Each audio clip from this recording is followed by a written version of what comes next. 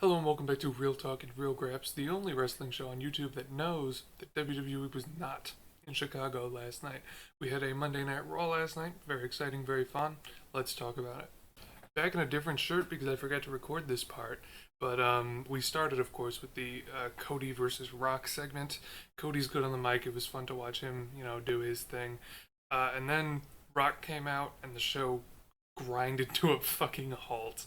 I read somewhere that between his entrance and his whispering in the ear and leaving and the show cutting to commercial was 7 minutes. That's 7 minutes of nothing happening on my TV, and I did not care for that even in the slightest. But again, Cody fun on the mic. That was about like 3 minutes, I think, and then 7 minutes of nothing happening on my screen was. But yeah. But the first match of the night was Ricochet versus Shinsuke Nakamura, and I gotta be honest, loved it. I had a great time. I love Ricochet. I really loved his work with Braun Strowman in that tag team. I don't know if this is a hot take, but I thought that was awesome. And JD McDonald was a good seller. He did kind of a lot of the right things there. Dominic getting thrown out is always a big pop for the crowd, so that was good. But Ricochet is really talented. He had a crazy Canadian destroyer, a great Spanish fly. I love when he hits that shooting star press when his opponent's standing up. Ricochet is super talented, and I love seeing his little 7 to 10 minute matches on my TV on Mondays. It was great, and I really enjoyed it. After that was CM Punk versus Drew McIntyre and Seth Rollins. Man, Punk and Drew really got into it, didn't they? Punk got in a lot of trouble for that promo online for referencing listening to the Jim Cornette podcast, which is bad. Jim Cornette is not good, not a good guy at all. You're not gonna hear any pushback from me on that. He also alluded to Vince McMahon, which again, Vince McMahon also a bad guy, also not a good guy at all, and you're not gonna hear any different from me on that.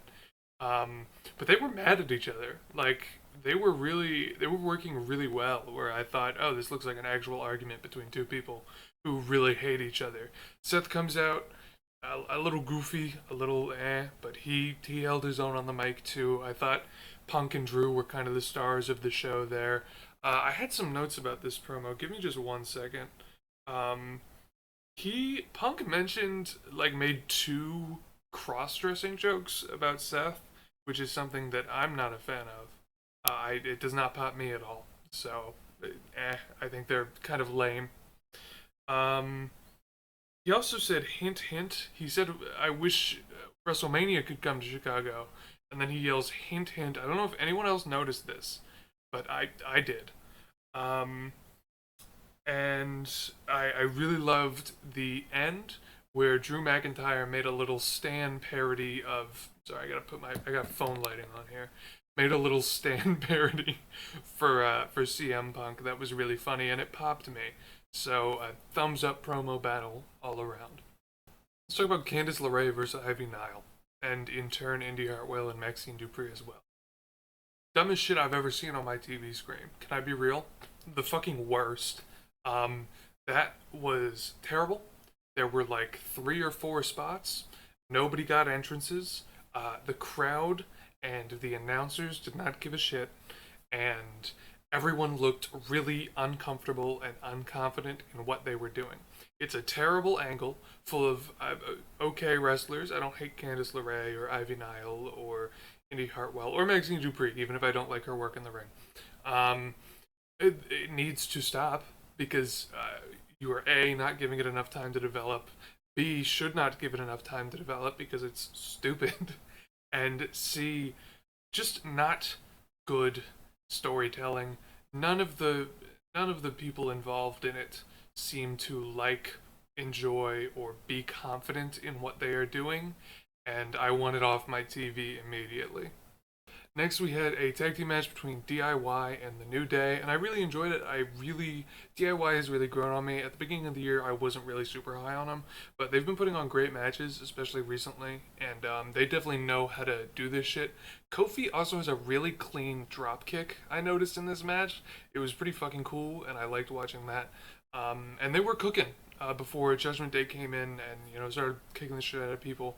I wish it got a little more time to breathe between ads, which we'll talk about at the end of the video, and Judgment Day running in. I feel like they didn't get enough time to really get going. One more thing about this match, I watched it on mute because I can't fucking stand Awesome Truth, dude. Miz and R-Truth are R-Truth can be funny, but right now I groan every time they're on my television. I think they're so annoying. I don't think either of them are particularly talented wrestlers. The Miz certainly worse than R-Truth, and frankly, after Mania, I never want to hear from him again. Andrade versus Vinci is next, and if you didn't know, now you know. Andrade's a baller. Andrade is a baller. Yeah, I think this was only his second match on TV other than the Rumble. I don't count the Rumble. And he's been showing out. He was doing great work in AEW. I'm glad to see it's carried over to the WWE. And I'm really excited to see where he goes from here. I do want to see him get maybe a little bit more of a push, maybe have more interesting things to do. I was really excited for his match against Ivar today because Ivar is awesome and I really love him. But something happened with him. Prayers up. Hope he feels well soon. But he put on a great match with Vinci. He has a great spinning back elbow, I noticed, and I thought his new finisher, I don't know if it's new actually. His finisher, I don't know what it's called, was super cool.